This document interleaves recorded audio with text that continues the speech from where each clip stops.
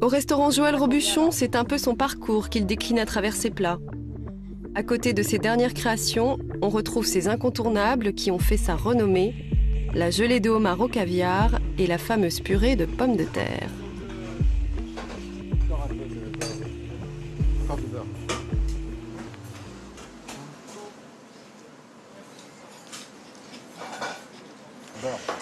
Et cette purée de pommes de terre, c'est vrai, a fait ma réputation. Je dois tout à cette purée de pommes de terre.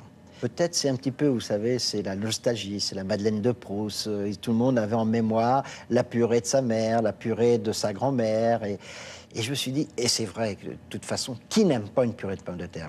Moi, j'ai toujours aimé, comme vous, sûrement, la pomme de terre, la purée, on la met dans son assiette, on fait un petit trou, il y a le jus qui coule, etc. C'est vrai qu'après la pomme de terre, bon, j'ai choisi une variété qui était une variété qui n'était pas reconnue pour faire. Et beaucoup se sont moqués de moi au début.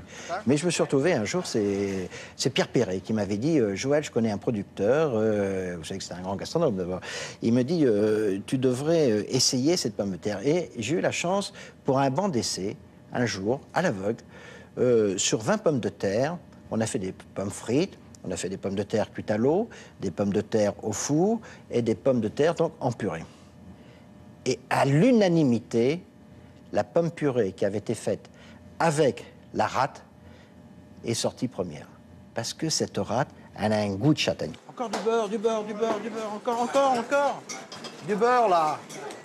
Et aujourd'hui, vous vous rendez compte, c'était en 1981. Aujourd'hui, encore, on me redemande encore de la purée de pommes de terre. Des clients arrivaient au dessert, ils disent non, non, on veut pas de dessert, on veut remanger de la purée de pommes de terre. Donc, c'est vrai, j'ai pas beaucoup de mérite, vous voyez, c'était de refaire une bonne pomme purée. Et maintenant, nous allons faire ma purée de pommes de terre. C'est simple, c'est facile.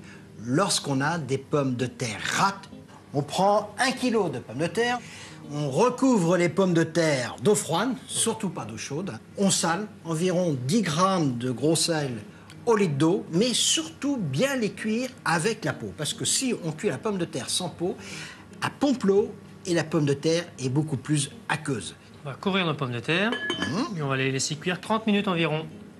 Après 30 minutes de cuisson, on égoutte les pommes de terre et on les pèle encore chaudes. Et là, on les passe au moulin à légumes ancestral. Surtout pas le moulin électrique ou les robots, etc. Voilà, alors les pommes de terre. Alors, bon, là, on les passe.